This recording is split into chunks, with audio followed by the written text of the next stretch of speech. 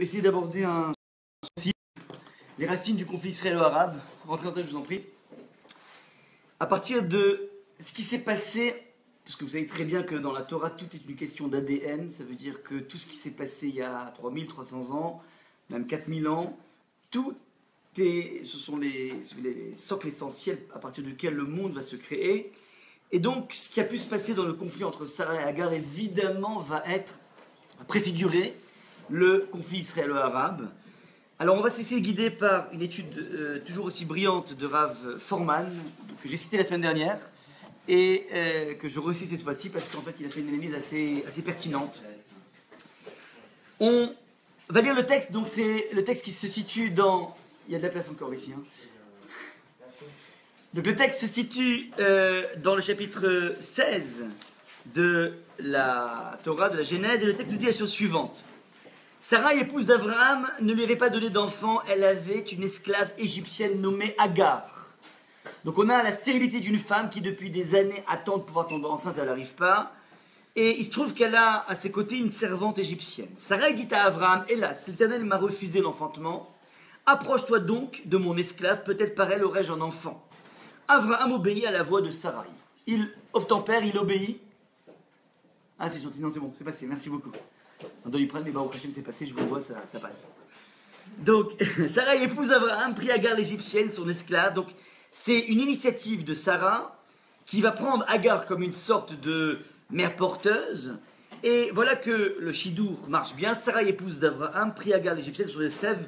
Il y avait 10 ans qu'Abraham demeurait au pays de Canaan, et elle la donna à son époux Abraham pour qu'elle lui servît de femme. Il s'approcha d'Agar et elle conçut. Quand elle vit qu'elle avait conçu, sa maîtresse devint l'objet de son dédain.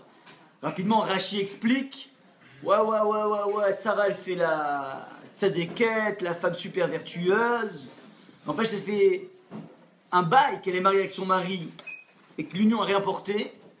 Or, moi, à peine la première union, je suis tout de suite enceinte. Ça veut dire que Sarah est une pseudo-tzadékette. Elle se la joue, c'est une façade. Mais les résultats prouvent la véritable moralité de la personne. Il y a une place ici, excusez-moi. Donc ça, c'est ce qui se passe au niveau de Agar. Agar devient dédaigneuse. À ce moment-là, le texte nous dit que Sarah va rentrer dans quelque chose que personne ne connaît, ce qu'on appelle les scènes de ménage. Ouais. Donc Sarah dit à Abraham, mon injure est la tienne, moi-même j'ai placé mon esclave dans tes bras. Or elle a vu qu'elle avait conçu, je suis devenu méprisable à ses yeux. L'Éternel prononcera entre moi et toi. Abraham dit à Sarai, voici ton esclave est dans ta main. Fais-lui ce que bon te semble. Sarai l'humilia et elle s'enfuit de devant elle. Donc Sarah humilie. Littéralement, le texte nous dit que elle lui a fait du mal. Vatéranéa. Inouï, ça veut dire c'est la douleur. Il y a de la place ici à droite. Hein. Et avec une... Waouh. J'ai parlé un peu vite. Il y a des bancs. Sinon, il y a des bancs du côté droit, désolé. Il y a aussi de la place ici. Avec côté aussi, il y a de la place. Avec côté, c'est pratique, il n'y aura pas de poustillon. C'est pratique. C'est derrière moi, ouais. Quoi? Ouais, on va prendre des stalles kangourous bientôt. Désolé. On peut se décaler un peu. Salut Ofra. D'abord, j'ai réservé Casino de Paris pour l'instant.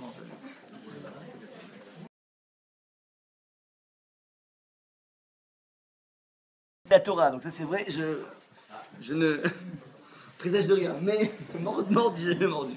J'ai fait des mordus par contre, voilà, j'ai fait des mordus. Bon, bref. Alors, en tout cas, ça c'est la réaction donc de Sarah.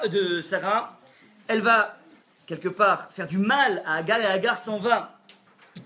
À ce moment-là, quelque chose de miraculeux se passe. Un envoyé du Seigneur la trouva près d'une source, on parle de Agar, près d'une source d'eau dans le désert, près de la source sur le chemin de Chour.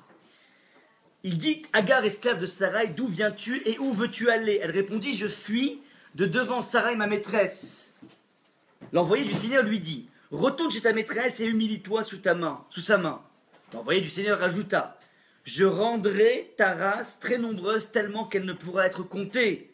L'envoyé du Seigneur lui dit encore, te voici enceinte et près d'enfanter un fils. Alors c'est qu'elle a été enceinte, mais elle a eu une fausse couche.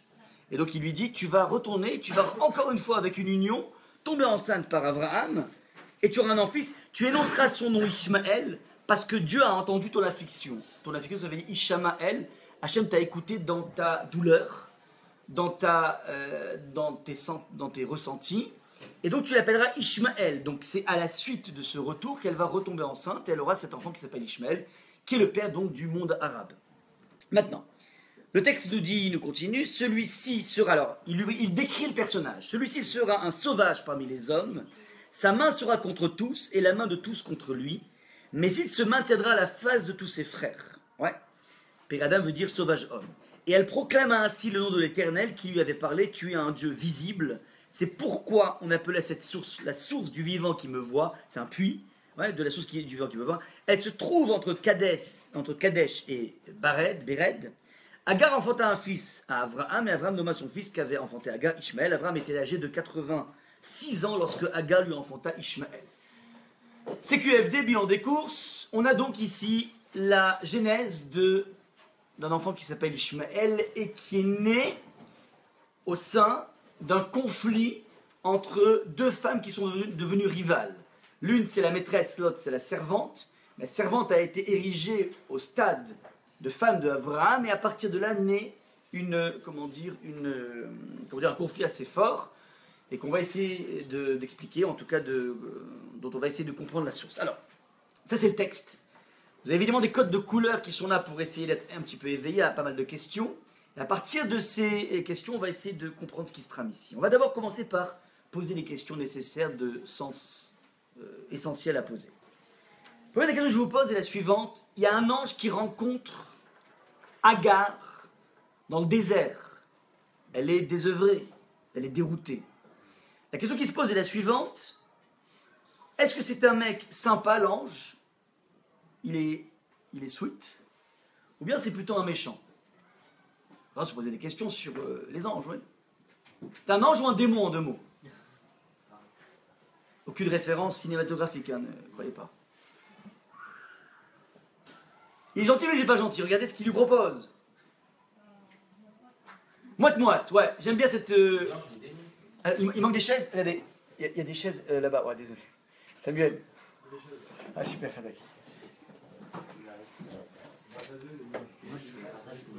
Comment? Je partage totalement ce qu'il vient de dire. Ouais. Je pense donc que la présence surnaturelle qu'il a, ouais. dont il a fait la rencontre est ambivalente. En fait, Ambivalente. Elle peut être aussi bien.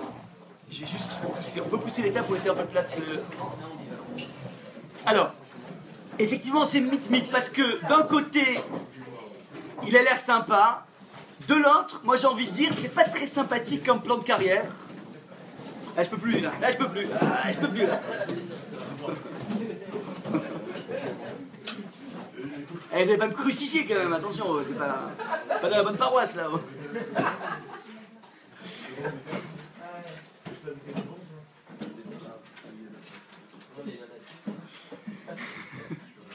Comment? Il y a aussi un banc derrière, ouais. Il y a aussi un banc. Vous ne serez pas au banc du coup, mais vous serez sur le banc du coup. Bref, en tout cas, regardez, c'est un peu délicat de comprendre qu'est-ce que cherche l'ange. C'est-à-dire, est-ce qu'il est sympa ou pas sympa? Parce que d'un côté, la première des choses qu'il lui dit, ça a l'air super sympa. Retourne chez ta maîtresse et humilie-toi sous sa main. Bah, personne n'a envie, comme plan de carrière, d'être humilié. Elle a été un petit peu jetée par sa maîtresse. C'est un peu complexe de subir ça. Donc c'est bizarre. Maintenant, deuxième parole, je rendrai ta race très nombreuse. Ça, c'est sympa. Il propose un vrai plan de carrière. Troisième parole, moi j'ai envie de dire, c'est pas très sympa. Ça veut dire, je serai enceinte, c'est génial. Sauf que regarde ce qu'elle lui propose comme héritage. Tu auras un enfant qui sera sauvage en deux mots. Tu sais quoi? Va te marier, ton enfant il s'appellera Nahmanadjad. Personne n'a envie de ça. Tu sais quoi? C'est Yasser Arafat. C'est sympa. Vas-y, retourne, t'auras ça. Et ce qui est incroyable, c'est que les trois premières fois, elle a pas acquiescé. La quatrième fois, elle dit, ok, c'est bon. Banco. Ça me va. Ouais, check, ça fonctionne. Donc il faut essayer de comprendre ce qui se passe au niveau de la réaction de l'ange. Le deuxième personnage, c'est Sarah, qui m'intéresse. Ça a l'air d'une histoire de scène de ménage un petit peu au ras des pâquerettes. Ouais. Ah, je suis énervé, c'est de ta faute, c'est si, c'est... Qu'est-ce qui se trame ici chez Sarah, finalement? C'est quand même elle qui a donné Agar, c'est elle qui est rentrée dans ce trip. Qu'est-ce qui a changé d'un coup pour que d'un coup, les choses se précipitent et Sarah change totalement de cap. Troisième point, au niveau du... Toujours pour revenir à l'ange, ouais, lorsqu'on pénètre un petit peu plus le texte, on se rend compte que quand il commence à poser la question, dans le verset numéro 8, il dit « Agar, esclave de Sarai, d'où viens-tu et où veux-tu aller ?» Cette question, est-ce qu'on peut l'entendre dans la bouche d'un ange? Délicat. Il sait tout a priori. Donc c'était qui? C'était Gilbert Montagnier comme ange? C'est quoi l'idée? Il sait pas, il sait. Ben, il sait bien qui est et où elle va. Donc c'est quoi? C'est juste pour pouvoir rentrer en discussion. C'est une façon de faire ce qu'on appelle une mise en... comment on dit, une mise en condition, peut-être, ouais. Il faudra rendre compte de cette question, parce que c'est une question qui n'a aucun sens pour un ange. Si c'était un ange qui se déguise, c'est une chose, mais là, c'est pas un ange qui se déguise, donc c'est un ange en tant que tel. Maintenant, il y a un deuxième problème ici, c'est que au niveau de la réponse de Sarah, qui me trouve une question entre la question et la réponse, ça c'est numéro 8. S'il n'y a pas suffisamment de documents, ce qui m'étonnerait, vous pouvez suivre... D'abord, j'ai d'autres documents éventuellement. Et sinon, vous pouvez suivre, enfin, vous pouvez photographier. Ah, il y a encore un petit peu de rab. Il y a du rab pour le conflit israélo-arabe. Ouais. C'est bon? Non, faut pas, parce que sans document, c'est un peu complexe. Ouais. C'est un cours à la blind, c'est un peu complexe. Bref. Donc, en tout cas, regardez, il y a une différence entre la question qui est posée par l'ange et la réponse. Qui me trouve la question à poser? Là, c'est numéro 8, je vous aide. Comment? Où veux-tu aller? Et elle répond d'où je viens. Il a posé d'où tu viens et où tu vas, et elle répond je viens de Sarah. Réponse partielle. Elle ne répond pas à la question d'où tu vas. C'est fondamental. Il y a une dissonance ici qui est fondamentale. Maintenant, autre chose, remarque. C'est encore plus criant en hébreu, ça a été un petit peu lifté en français. Vayomer la Malach Hashem, l'ange de l'Éternel, lui a dit retourne vers ta maîtresse et humilie-toi sous sa main. Le texte nous dit l'ange de Créateur lui dit je vais multiplier ta descendance. L'ange du Créateur lui dit on n'aurait pas pu mettre l'ange du Créateur en facteur? Ce sont trois paroles qui sont prononcées par l'ange du Créateur et qui n'ont pas eu de réponse. Donc dans toute scène de théâtre, s'il y a une réponse, alors tu dis, telle personne va parler, ouais, comme dans les pièces de Molière. Mais là, c'est toujours lui qui a le micro. Il ne l'a jamais filé à Agar. Donc pourquoi tu as besoin, demande Rav Hirsch, de répéter à 3 reprises, l'ange dit, mais il n'y a que lui qui a le micro. Vous comprenez le problème ou pas? C'est un problème de compréhension du texte. Alors, le Rav Hirsch va dire un truc génial. Il dit que on peut mettre une chaise ici aussi.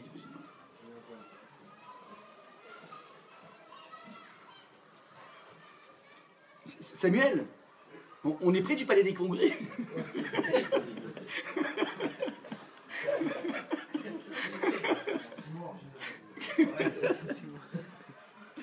Je rappelle que c'est Samuel qui supervise tout et qui surtout qui est le poumon de ce cours. Alors, c'est bon. On va arrêter l'anatomie là. Bref, regardez. Ça, c'est une question essentielle auquel on va répondre au fur et à mesure. Maintenant, le Rav Hirsch va dire que lorsque le texte de la Torah, on va le voir 2 fois ici, répète le sujet qui parle, ça veut dire que le sujet qui parle attend une réponse qui ne vient pas. C'est pour te mettre en exergue le fait que Agar résiste. Et donc il s'y prend à 3 fois. C'est pour marquer la dimension de la tension du dialogue. Et ce n'est qu'au bout de la 3e fois que Agar va craquer. Elle ne vient pas pour le premier argument, elle ne vient pas pour le 2e argument. Il faut attendre le 3e argument, c'est-à-dire tu auras un enfant sauvage, pour que Agar craque et dit ah, alors là, banco. Et ça rend encore plus complexe la question qu'on avait posée de base. Et pourquoi c'est un univers intéressant pour toi d'avoir un petit Nachmaninadjad? C'est bizarre. Ouais. Un petit Ismaël Anié, Marchema Vezicham. Donc c'est ça qu'il faut essayer de comprendre ici.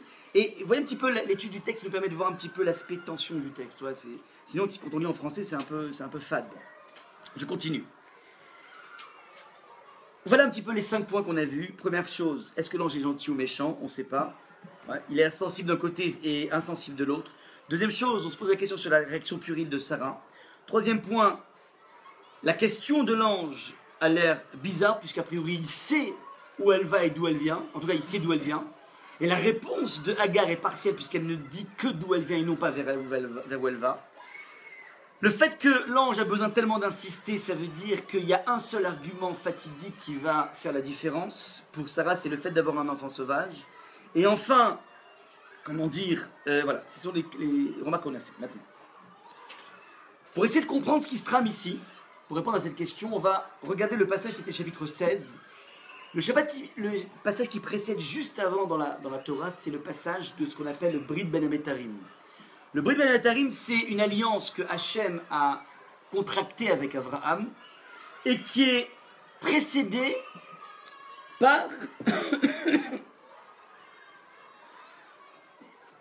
comment dire, donc il y a une Brit, c'est-à-dire Hachem a fait une alliance en lui disant que tu auras une descendance multiple et elle sera esclave en Égypte, ainsi de suite. Et Hachem lui a dit ça dans une torpeur, dans un sommeil, dans un coma. Il a placé Abraham dans un coma. Et lorsque Abraham sort de ce coma, le texte nous dit Vayomer Abraham Hachem Hachem matitenli. Il se lève et il dit mais qu'est-ce que tu vas me donner Vanochi Oler Hariri alors que je suis stérile ou Ben Meshek Beti ou Damesek Eliezer et le fils adoptif de ma maison est Damesek Eliezer. Il y a une question qui est posée par Abraham qui concerne sa descendance. Il a déjà 75 ans. Il se pose une question essentielle. Qu'est-ce que va devenir ma pérennité? C'est la question essentielle d'Abraham. Et regardez comment c'est intéressant. Vayomer, Abraham continue le texte. Abraham dit Enli lo netatazera, tu ne m'as pas donné de descendance. Veine ben beti yoreshoti. Et c'est finalement mon intendant qui va mériter. Il y a un questionnement, mais qu'est-ce que vous remarquez dans ce questionnement d'Abraham par rapport à la remarque qu'on a faite de l'ange? Pardon? Quelle est la remarque? Oh, voilà, il faut le dire. On a vu que, au même titre que l'ange parle 3 fois sans réponse, là encore une fois, on dit Vayomer Abraham. S'il avait le micro, on aurait dû dire, continue le verset sans dire Vayomer Abraham. Si Abraham se répète, ça veut dire qu'il insiste. S'il insiste, ça veut dire qu'Hachem fait la sourde oreille. Apparemment, Hachem n'est pas intéressé maintenant à lui dévoiler le film de l'histoire. C'est la même technique qui est marquée ici. Donc il faut comprendre ici qu'il y a une insistance d'Abraham qui fait que d'une certaine façon Hachem crache le morceau et lui dit, verset numéro 4, Veine devar Hachem, mais voici que la parole de l'Éternel vint à lui disant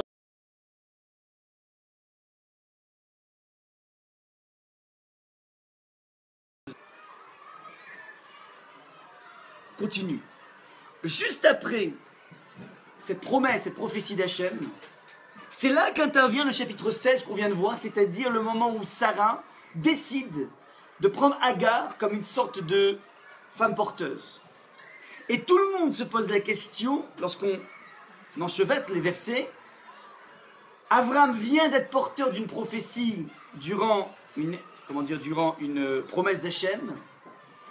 Il vient demander, mais mon enfant, ça va être qui? Mon enfant adoptif? Réponse d'Hachem, non, un enfant qui va sortir de tes entrailles. Et juste après, Sarah décide de prendre Agar comme mère porteuse. Ah voilà, c'est arrivé, la petite pause. Vous remarquez à quel point le Eventbrite monté par Meghan marche parfaitement, puisque regardez la livraison est immédiate. Pratiquement en tout cas, on pourrait bien vraiment learner à luncher et pas learner and after luncher, comme la dernière fois. Allez-y, n'hésitez pas, n'ayez pas honte. Ah merci, c'est gentil. C'est quoi ça? Le jean 27 c'est pour moi, non? On a une salade plutôt au thon. Ça c'est viande, c'est quoi? Ça c'est comment? On verra.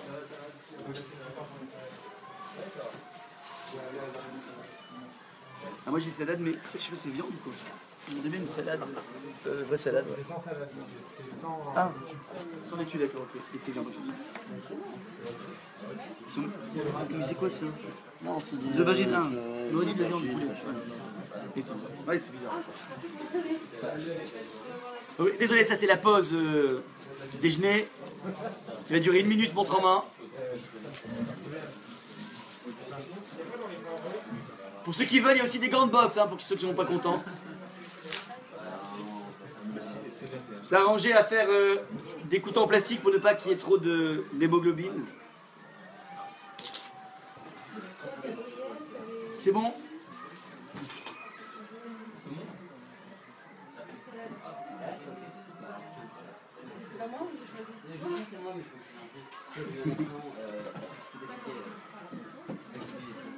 Extra.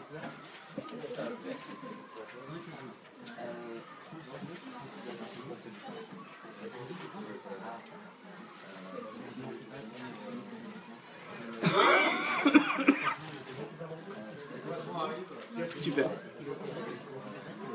N'hésitez surtout pas à manger, on se gêne pas. Voilà, le lunch brunch. C'est parti, regardez.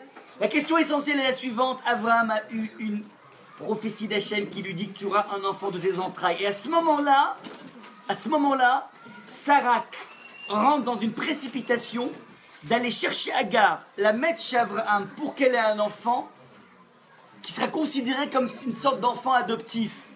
Pourquoi Sarah n'attend pas tranquillement le cours des choses? Ça, c'est la grande question qu'il faudra poser. On a pour l'instant une série de questions auxquelles on va commencer à répondre. À votre avis, pourquoi Sarah se précipite pour donner sa servante égyptienne à Abraham plutôt que d'attendre tranquillement les choses? Vous savez pourquoi? Parce que tout simplement, Abraham a une prophétie qu'il aura un enfant qui sortira de ses entrailles. Mais nulle part est marqué dans la prophétie qu'il sortira des entrailles aussi de Sarah. Et Sarah, sachant qu'elle était doublement stérile, puisque premièrement, elle n'a jamais eu de règles, on avait dit la semaine dernière. Deuxième chose, elle a déjà quand même pas mal, elle a à peu près 89 ans. Non, à cette époque, elle avait 60, j'exagère, c'est son mari. Non, ouais, c'est ça, donc elle avait 86 ans, ouais. Abraham, ouais, donc elle avait 76 ans. 87, donc elle a 77. Ouais, elle a 77 ans, donc 76, ouais, 76 ans. Bref, donc elle est plus très jeune.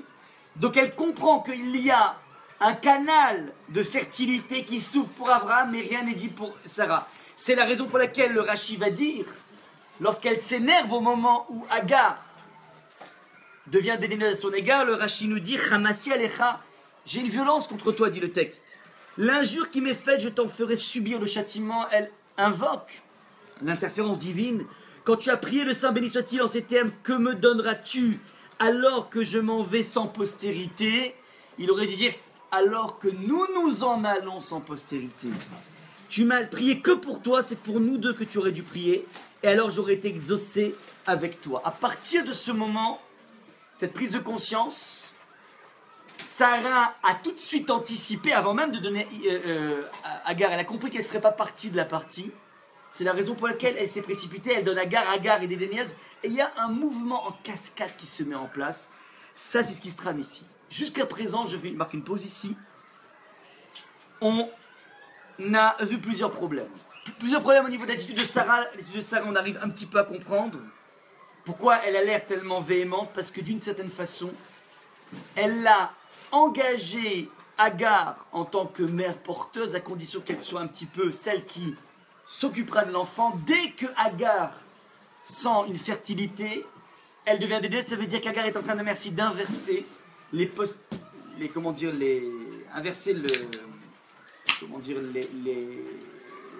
places. C'est-à-dire qu'elle se met à la place du maître. N'hésitez pas, voilà.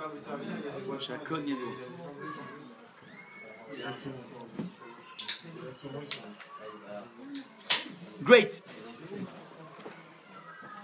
Donc, l'attitude de Sarah est mue par le fait que Agar a tendance à oublier sa posture qui était une posture de servante qui va être propulsée de façon assez rapide dans le statut de mère. Ceci peut expliquer l'étude de Sarah. Il nous reste plusieurs questions. Première des questions par rapport à l'ange qu'on va traiter. Deuxième question par rapport à l'attitude d'Hachem qui refuse de dévoiler à Abraham tout de suite le scoop essentiel. Pourquoi Hachem refuse de la sorte? Troisième question, quelle est cette attitude, je répète les questions, quelle est cette attitude de Hagar, au moment où on lui dit que tu auras un enfant sauvage, d'accepter de dire banco, ça m'intéresse, et par cela de pouvoir créer, comment dire, toute la dynastie qui va sortir de Ishmaël. Ça va être donc les trois grandes questions qu'elle va poser. On va maintenant rentrer dans ce qu'on appelle la méthodologie Forman, qui est une méthodologie de cross-référence pour les auditeurs. Cette faculté de repérer des versets qui se ressemblent, avec des acteurs totalement différents. Et c'est le travail que fait de façon magnifique Rav Forman, que j'essaie de vous présenter ici. C'est-à-dire que de comprendre qu'il y a beaucoup d'histoires parallèles dans la Torah. Il y a beaucoup d'histoires qui ont l'air de se répéter avec des petites différences, et c'est parfois la petite différence qui va nous montrer l'évolution de l'histoire. Je compare toujours l'histoire juive, enfin le texte de la Genèse, comme étant sous le mode des poupées russes. Vous savez les poupées russes? Vous avez au début une grosse, vous l'enlevez, il y a une plus petite, moyenne, ainsi de suite. Vous arrivez en dernier, dans la toute petite poupée russe. Voilà, qui était contenue dans toutes les grandes poupées russes. Eh ben, le texte de la Genèse, la parasha de Bereshit, même pas tout le livre de Bereshit, mais la parasha de Bereshit contient de façon, génétique, tout le déploiement des autres livres et donc d'où le déploiement de l'histoire juive. Et donc lorsqu'on est en face d'une histoire qui a l'air de se répéter, ça veut dire que la clé de compréhension se trouve toujours dans le texte de Bereshit. J'ai reçu ça de mes maîtres qui m'ont dit que si tu veux comprendre vraiment la pensée juive, il faut que tu fasses les premiers rachis de Bereshit. Et seul premier rachis de Bereshit te place véritablement l'ossature de la pensée juive. Alors, regardez comment c'est magnifique. Si je reprends ce qui se passe au niveau de ce couple à trois voix, je reprends le verset numéro 2. Vatomer Sarai el Avraham inena atzarani Hashem miledet. Elle s'adresse à son mari en disant: hélas, l'Éternel a refusé l'enfantement, approche-toi donc de mon esclave, peut-être par elle aurais-je un enfant. Nous dit le texte: Vaishma Avraham l'école Sarai. Avraham a écouté la voix de Sarah. Ouais. Est-ce que ça vous rappelle quelque chose, un mari qui écoute la voix de son épouse? Pas aujourd'hui, hein, non, je parle avant. Adam, ouais, on se rappelle d'une histoire, ouais, où un mari a écouté son épouse pour quoi faire? Pour aller jouer au bowling? Pour aller croquer la pomme, enfin, je sais pas si c'est la pomme, le hétrog, le figue, le raisin, on est mi-figue, mi-raisin, les thèses des maîtres. Mais en tout cas, voilà. Premier point, premier pont que nous faisons entre Abraham qui écoute la voix de Sarah, et on a eu un Adam qui a écouté la voix de Rava. Bon, jusque-là, c'est un lieu commun. C'est qu'en général, les maris écoutent la voix de leur femme. Maintenant, il y a un deuxième point commun qui va être un peu plus troublant. Le texte nous dit, donc, qu'est-ce qu'elle fait? Vatikar Sarah Eshet Avraham. Sarah a pris, comme tu prends presque un objet, et Agar à Mitzrit, Agar l'égyptienne, Shifrata, sa servante,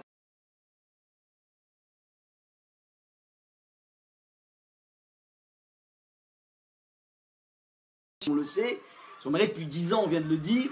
Donc on ne comprend pas très bien la nécessité de se marquer. Elle a donné à Abraham son époux. La Torah est avare de mots, c'est pas du Balzac, c'est pas du Lamartine. On n'a pas besoin de faire des effets de style, chaque mot a son importance. Alors, cette structure d'une femme qui prend quelque chose et qui le donne à son mari nous rappelle aussi un certain épisode. Le fameux épisode, ouais, du fruit défendu. Regardez ce que dit le texte, vous l'avez maintenant devant les yeux, regardez. Le parallèle avec le fruit défendu, c'est verset numéro 17, le verset numéro 6, pardon. La femme a vu, comment dire, ô combien le fruit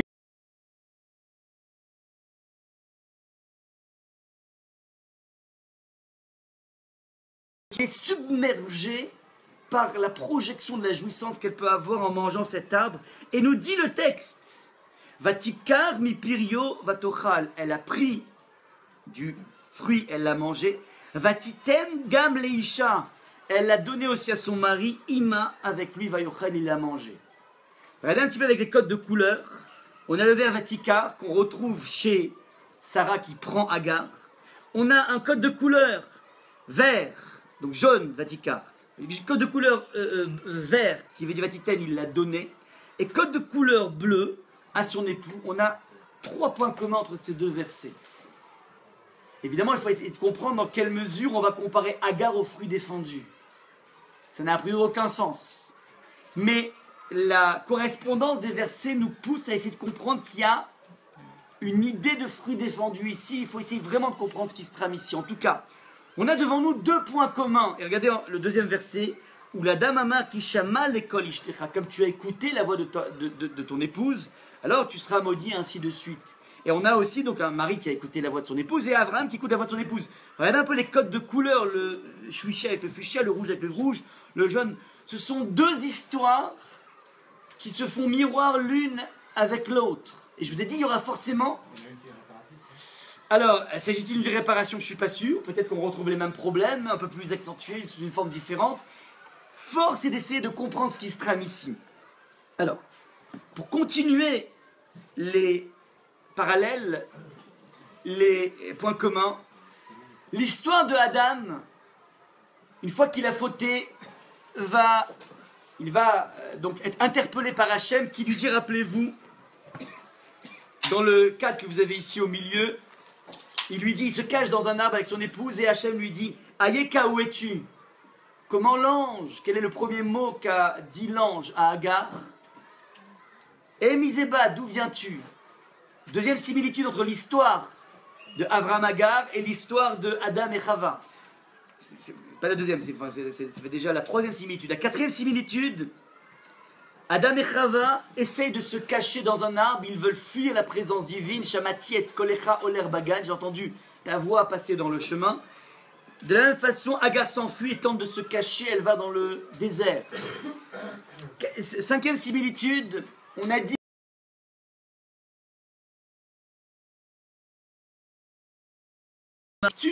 sophistiquée, comment dire, par pont, lorsque Hachem s'adresse à Adam et Chava en permanence dans tout le récit biblique, il est toujours sur l'étiquette Hachem Elohim. Hachem, c'est la dimension du Chesed et Elohim, c'est la dimension du Din. 19 fois sont répétés dans le livre de Bereshit Hachem Elohim. Après, on fait une pause, et la première fois que ça apparaît Hachem Elohim, c'est au niveau de Avraham et Agar, Avraham, Sarah et Agar. Tout se passe comme si, encore une fois, la Torah a besoin de créer un lien. Quel est ce lien qu'on veut entendre? Alors, le point est le suivant. On part du coma de Adam. Adam a un coma. Ce coma est directement lié à une promesse qu'Hachem a fait à Adam. Hachem a dit la chose suivante, Vayevarechotam Elohim, Hachem a béni la création, il leur a dit,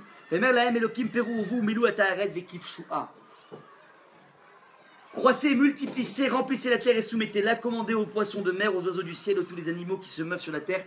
Chava n'était pas dans le texte, pas encore créé. Adam se pose une question, il dit, mais je comprends, mais comment je vais pouvoir avoir un enfant? J'ai pas de compagnon. Hachem, à ce moment-là, lui présente tous les compagnons, les flamants roses, les hippopotames, Ouais. Et c'est quoi l'idée? C'est pas une zoophilie, c'est l'idée de voir dans quelle mesure je peux créer avec un être différent un lien. Maintenant, ça ne fonctionne pas, il n'était pas content, l'homme, Hachem, à ce moment-là, lui envoie un coma, tardema. Et c'est durant ce coma que Hachem opère la césure, l'opération, il prend son flanc, et à partir de son flanc, il va, lui mettre son épouse devant lui. Et à ce moment-là, il dit banco. Ça veut dire qu'après une expérience de coma, n'essayez pas, a priori, Adam décroche la timbale. Il est content. Avraham vit la même expérience de coma que Adam. Et il se réveille de son sommeil. Et qu'est-ce qu'il voit devant lui? Il voit une femme stérile. Vous comprenez ce qui se passe ou pas? C'est le même, et regardez un petit peu, lorsqu'il se lève de son coma, le texte nous dit, Sarah, son épouse d'Abraham, était stérile, elle n'avait pas réussi à avoir d'enfant, c'est-à-dire que fondamentalement, Abraham ému et focalisé par une question, mais comment j'aurai une descendance?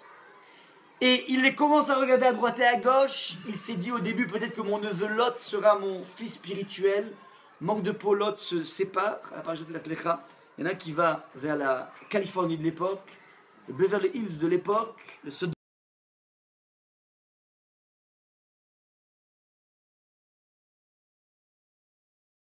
finalement l'autre reste à Sodome. Bref, c'est foutu pour l'autre.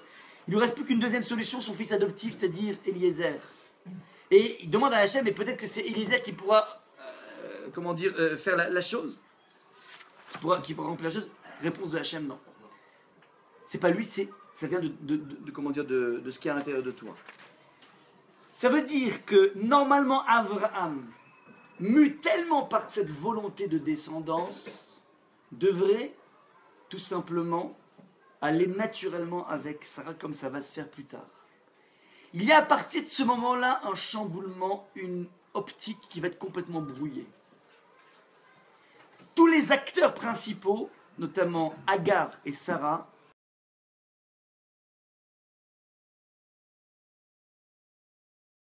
Sarah est persuadée que ça ne passera pas par elle puisqu'il n'a pas prié pour elle. Il prie pour Sdom, pour aller sauver les homosexuels de Sdom. Mais il n'a pas prié pour que ça passe par sa femme. Et donc elle se dit, il faut à tout prix que je puisse avoir moi aussi un lien avec cette descendance. Je prends ma servante.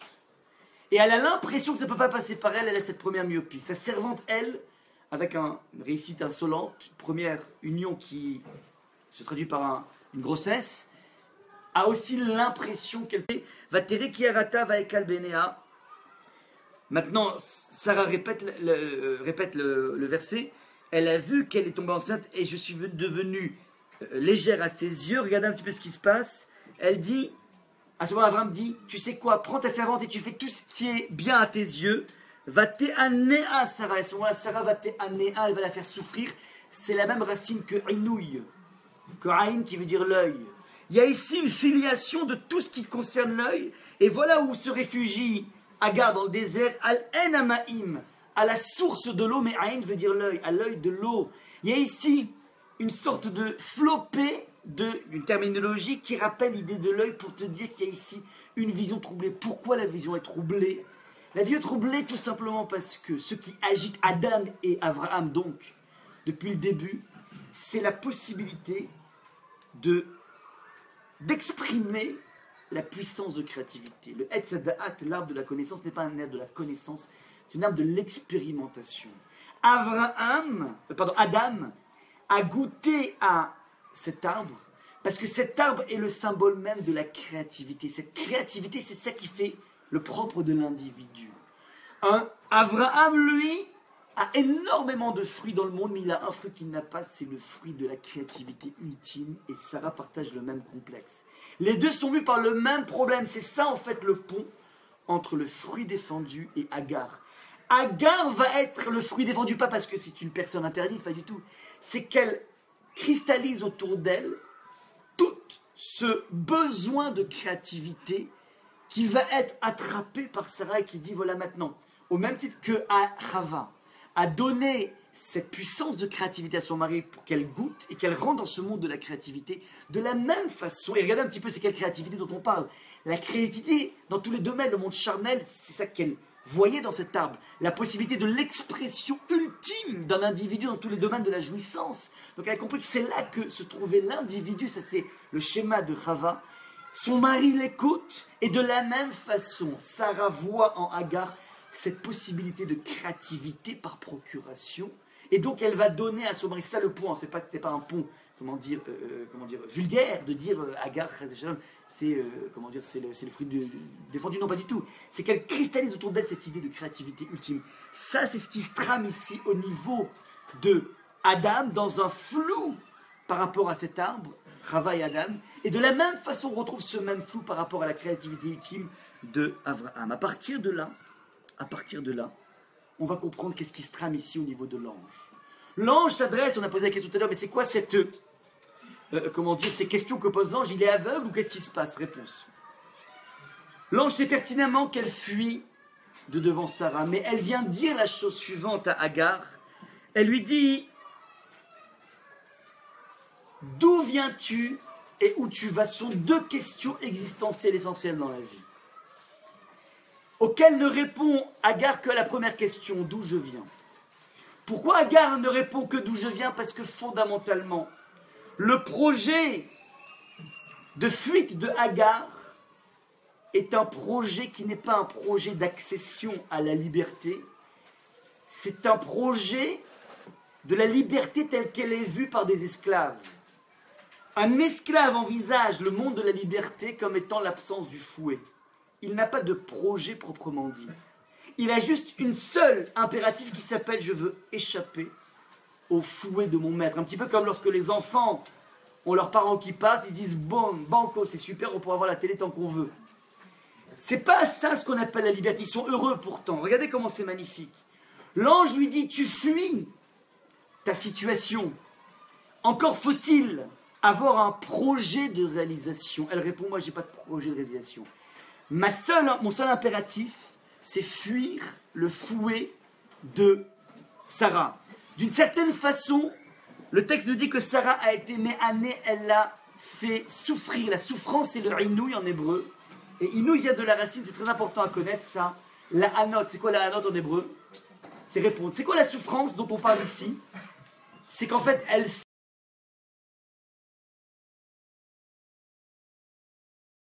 est en permanence en train d'obéir de façon radicale à ce qu'on appelle son maître.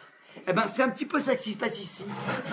Agar n'a absolument aucun projet de liberté à ce moment-là. Ta façon d'échapper correspond à la recherche de liberté d'un esclave, donc tu es condamné à être un esclave. Tant que tu auras cette vision d'esclave de toi, tu ne pourras pas échapper, donc tu dois retourner auprès de ta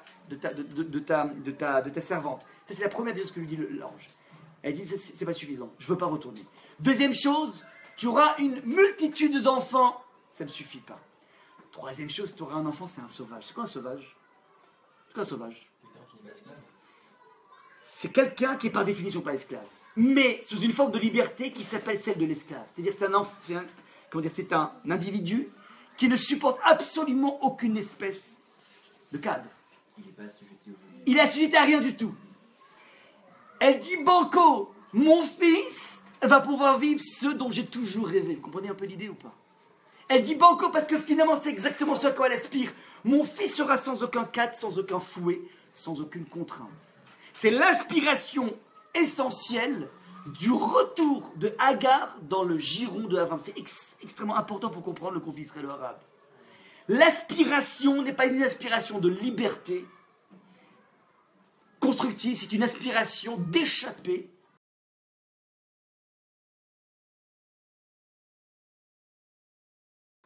C'est que, fondamentalement, ils vont mettre des bombes pour que l'étau se resserre, de façon à être encore plus dans une recherche de liberté, sous la fin à demander de sortir de l'esclavage. Vous comprenez un petit peu ce qui se passe? Ça, c'est intrinsèquement lié à la naissance de Ishmaël. C'est parce que c'est un père Adam, parce qu'il n'aura aucune espèce de frontière. Il sera absolument sans gêne. Il sera cette dimension de sauvage. Et les Chazal disent que Péré Adam, c'est pas Adam Péré. À un moment, il y a un homme avec un adjectif. Il est grand, il est riche, il est beau, il est fort, il est bête, il est tout ce que tu veux. Là, l'adjectif précède le nom, c'est-à-dire que la dimension sauvage est constitutive. C'est quoi sauvage? C'est-à-dire absence de limite. C'est une des raisons pour laquelle on arrive à cette dimension sauvage de tuer au nom d'Allah. Hitler ne tue pas au nom d'Allah. Les djihadistes tuent au nom d'Allah, c'est-à-dire il n'y a absolument aucune espèce de frontière. Ouais, on fera un cours là-dessus pour expliquer exactement le mécanisme, mais c'est ça exactement qui se trame ici. Je finis, pour être dans les temps, sur le fait que cette histoire de Hagar, à part qu'elle préfigure toute la relation israélo-arabe, cette histoire d'Hagar, elle préfigure avant ça l'esclavage en Égypte. Regardez comment c'est assez incroyable. Dans le Brit Belatari, dans l'alliance entre les morceaux du chapitre 15, le texte me dit Vayomer le Avram Yadoa Teda ki guerrier Zaracha. Je suis dans le grand 4 petit F. Vayomer le Avram Yadoa Teda. Tu sais qui guerrier Zaracha. Ta descendance sera étrangère. Ba'aretz be'eretz lo'en, dans une terre qui n'est pas la leur. Va'avdum ve'inu otam arba me'ot shana. Et ils vont être esclaves, et ils vont être opprimés pendant 400 ans. Ce verset est un verset prophétique qui annonce à Avram que ça va mal se passer pendant une période pour le peuple juif, pendant 400 ans, 210 ans exactement. Maintenant, regardez un petit peu les similitudes qui rappellent, donc le Ramban va mettre ça en exergue, le Ramban Nachmanide dit c'est incroyable ça. On a l'histoire, Hachem préfigure avant l'histoire d'Agar, on a l'histoire d'un peuple qui va dans une terre qui n'est pas la sienne, c'est quelle terre? L'Égypte, tiens. Va Avadoum, ils vont être des serviteurs. Eved, ce sont des esclaves. Troisième chose, Veinu, ils vont être opprimés. Ouais. Et comment ils seront, dans quel état ils seront? Guerre. C'est incroyable le nombre de similitudes. Guerre, Hagar, ça vous rappelle Hagar? Ouais. Hagar qui est servante, qui va être opprimée par Sarah. Et qui est, Hagar, elle est d'où? D'Égypte. Encore une fois, un croisement assez incroyable. Tout se passe comme si, de l'attitude que Sarah a adoptée par rapport à Hagar, va jaillir de façon déployée exactement ce que nous on va subir. Il y a une femme qui était égyptienne, qui s'appelle Hagar, et qui a été esclave, c'est une chose, mais qui plus est a été opprimée par Sarah. Ramad qui dit ça. Et bien, de cette façon, on va de façon déployée, être des esclaves en Égypte, esclaves, pas que esclaves c'est une chose, mais opprimés, dans une terre qui n'est pas la nôtre, et en tant que guerre, en tant qu'étranger, voilà un petit peu le point. Voilà, donc je m'arrête là, s'il y a des questions, n'hésitez pas. On a vu ici donc plusieurs problèmes dans le texte, on a compris exactement, de façon assez forte, qu'est-ce qui se passait au niveau de l'ange. On a vu grâce à cette grosse référence que l'histoire de Adam et Chava est en train de se répéter ici, dans une précipitation. Sarah qui est obsédée avec Abraham par ce besoin de créativité qui passe par un enfant de leurs entrailles, alors qu'Hachem avait proposé ce schéma déjà. Hachem n'a pas voulu tout de suite dévoiler le scoop parce qu'il savait pertinemment qu'il aurait fait d'une bombe atomique et il savait pertinemment que ça ne risquerait que d'engendrer cette attitude que Sarah a eue de tout précipiter les choses. C'est pourquoi Hachem voulait rester dans un mutisme. Abraham a forcé les choses, a obligé Hachem à cracher le morceau d'une autre façon. Et c'est cette précipitation qui petit à petit met en place ce parallèle avec Adam et Chava, cette obsession de la créativité, va mettre en place, va affiner l'histoire d'Adam et Chava, de Abraham et Sarah avec Adam et Chava, et ça qui se met en place au niveau de la genèse de cet enfant Ishmaël qui va naître avant tout dans une recherche non pas de liberté, mais dans une recherche de fuite du cadre. Alors, vous avez compris au niveau donc je ne sais pas si tout le monde a été contacté, ou les personnes qui sont venues sans, mais on a mis en place un Eventbrite, vous avez compris pourquoi, de façon à ce que tout ne repose pas que sur Samuel qui est profondément adorable, et ça permet en même temps d'engager les gens dans le sens où en fait s'ils réservent, il n'y aura pas des couacs comme la semaine dernière, au niveau donc au niveau des sandwichs. Donc voilà, on essaie d'être dans une salle un peu plus grande la semaine prochaine pour éviter cette chose. Ouais. Ah oui, et donc les personnes qui les PAF, donc vous mettez ici 4 €, qu'on va directement donner au sandwich, quoi, tout simplement.